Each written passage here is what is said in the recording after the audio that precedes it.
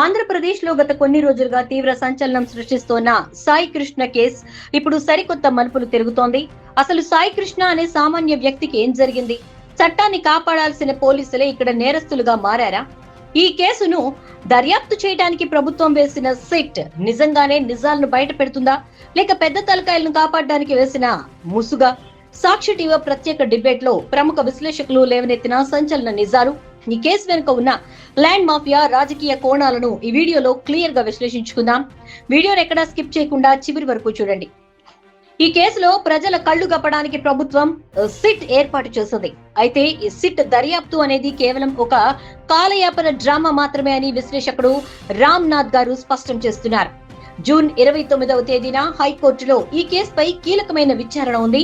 Court విచారణ వచ్చే వరకు ప్రజల్లో ఉన్న ఆగ్రహాన్ని చల్లార్చడానికి, కేసును అప్పటి వరకు నానబెట్టడానికి ఈ సిట్ డ్రామాను తెరపైకి తెచ్చారనే బలమైన అనుమానాలు వ్యక్తమవుతున్నాయి.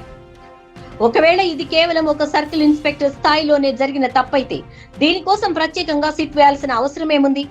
అంతకన్నా ముందే సదరు అధికారిని అరెస్టు చేసి జైల్లో పెట్టాల్సింది పోయి ఎందుకు ఇంత సమయం తీసుకుంటున్నారు?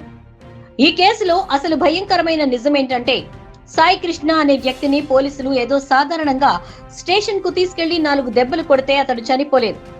అది అనుకోకుండా జరిగిన లాకప్ డెత్ కాదు. ఇదొక పక్కా ప్లాన్ ప్రకారం జరిగిన దారుణం. సాయి కృష్ణను ఒక ప్రైవేట్ హోటల్లో రోజుల తరబడి బంధించారు.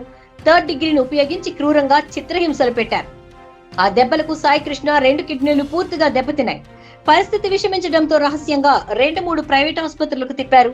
చివరికి అతడు ప్రాణాలు కోల్పోయాక కనీసం కుటుంబ సభ్యులకు సమాచారం ఇవ్వకుండా, ఎవరికి అనుమానం రాకుండా శ్మశానంలో కాల్చేసి బూడిద చేసేశారు.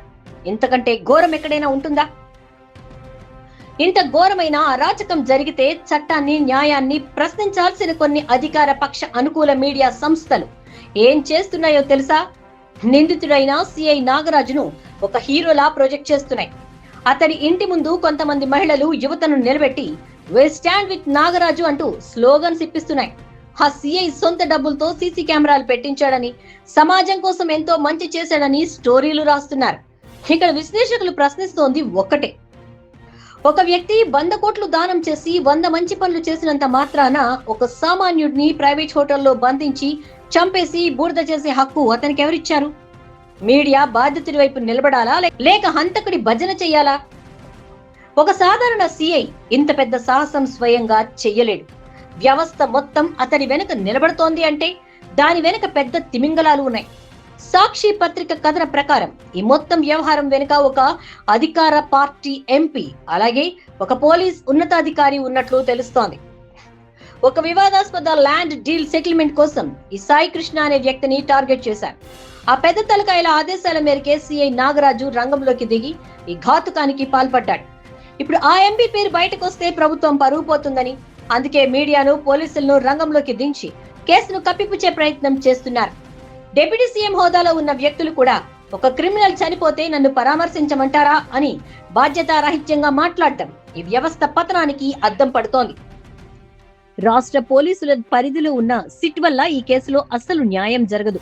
ఎందుకంటే నిందితులు, దర్యాప్తు చేసేవారు ఇద్దరు ఒకే డిపార్ట్మెంట్ కు చెందినవారు. పైగా బాధితురాలైన సాయి కృష్ణ తల్లిని చంద్రబాబు నాయుడు గారు కలిసి మాకు న్యాయం జరిగింది అని ఆమెతో చెప్పించడం వెనుక కూడా పెద్ద రాజకీయ ఒత్తిడి ఉందని విశ్లేషకులు భావిస్తున్నారు. రేపు కోర్టులో కూడా ఆమె మాకు రాష్ట్ర పోలీసులపై నమ్మకం ఉంది అని చెప్తే కేసు అక్కడితో క్లోజ్ అయిపోతుంది. అందుకే ఈ కేసులో అసలైన నిందితులు, ఆ ల్యాండ్ మాఫియా ఎంపీ బయటకు రావాలంటే ఖచ్చితంగా సిబిఐ విచారణ జరగాల్సిందే అని కాపు సీనియర్ నాయకులు, విశ్లేషకుడు రామకృష్ణ గారు డిమాండ్ చేస్తున్నారు. ఇలాంటి ఘటనలను వదిలేస్తే రేపొద్దున ఏ సామాన్యుడికైనా రాజకీయ నాయకులతో గొడవ వస్తే పోలీసులను ఉపయోగించి చంపేసి బూడిద చేసే ప్రమాదం ఉంది. మరి ఈ దారుణమైన కేసుపై సిట్ దర్యాప్తుపై మీ అభిప్రాయం ఏంటో కింద కామెంట్స్ లో తప్పకుండా తెలియచేయండి. మరిన్ని అప్డేట్స్ కోసం మా ఛానల్ ని సబ్స్క్రైబ్ చేసుకోండి. ధన్యవాదాలు.